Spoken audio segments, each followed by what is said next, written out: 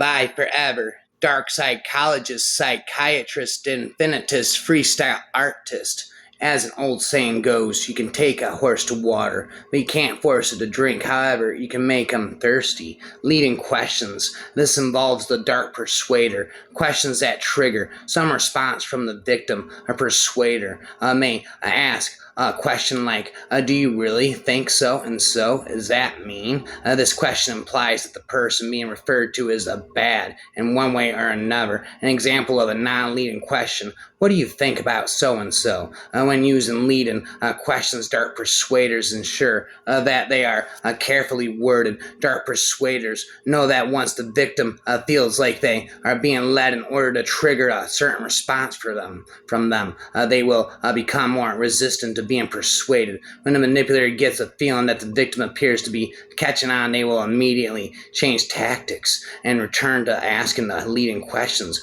only when the victim has dropped her guard. This is a tactic commonly used in interviews or during interrogations, such as when police is questioning a suspect, putting the other person down. The manipulator has other options available to help them reach their ultimate goal. One tactic that can be quite effective consists in putting their target down on a regular basis. However, this isn't done through insults or threats. This covert technique is very useful because the manipulator uses it in a very subtle manner. This can be seen in the abundant use of sarcasm or perhaps passive-aggressive attacks.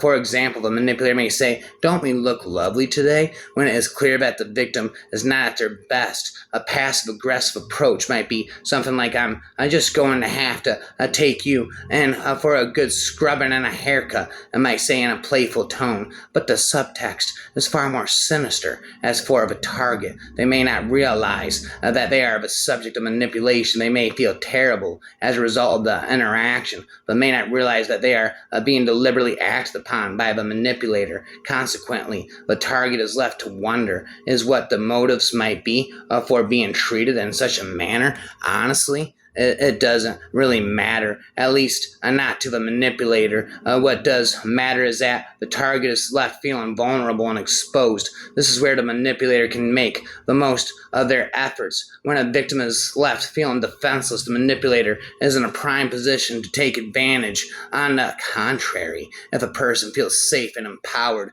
the likelihood of them being manipulated is quite low. That's why manipulators prey upon people with low self-esteem. If a person has high self-esteem, then they won't be easily manipulated. If anything, put-downs and insults will spark a defensive reaction that will leave the manipulator with no choice but to move on to the next victim. I spit him, I rap him, I spat him. Whether you try it or not, you are manipulating the thoughts, feelings, and actions of others. In the next chapters, you will find a collection of the most powerful, persuasive, manipulative techniques used by advertisers, emotional predators, vendors, politicians, and all those who are able to change the thoughts of an individual or a group of people. You can use these techniques both to protect. The blame game can happen in relationships, business, dealings, and politics. Politicians who find someone else to blame for the problems happening in their country often present themselves as saviors and heroes for their people. They are the ones who have a solution for everything, yet when you drill down on their track record, they really don't achieve much of anything.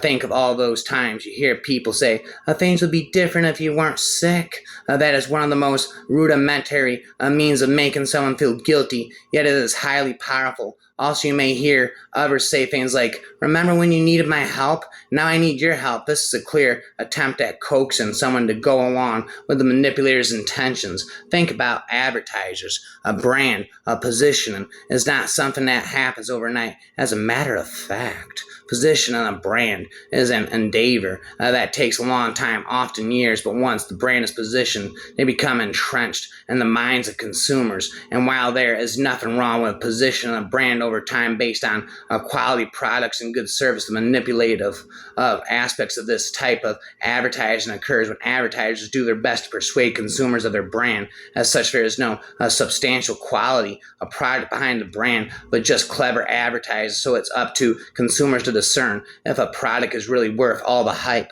Nevertheless, most consumers fall to the hype surrounding the brand. The most skilled manipulators are able to mix lies with the truth. This enables them to paint a more credible illusion as the kernels of truth embedded in the illusion gives those around them the impression that what they are saying is actually real. As a result, they may get away with their lies. However, please bear in mind that the devil is in the details. So if you nitpick long enough, you may find that you are dealing with an imposter. That's why it's always a good idea to take everything you hear with a grain of salt. If you choose to take everything you hear at face value, you may become disappointed when you realize that you believed someone who was deliberately trying to fool you. Embellishment is often used to create a grandiose accounts of a person's accomplishments. For instance, a job applicant may include that they were at the top of their class in college when in reality they were in the middle of the pack. Another type of embellishment is name dropping. This is commonly used by manipulators to appear that they are connected despite having very loose connections at best with the people they are mentioned.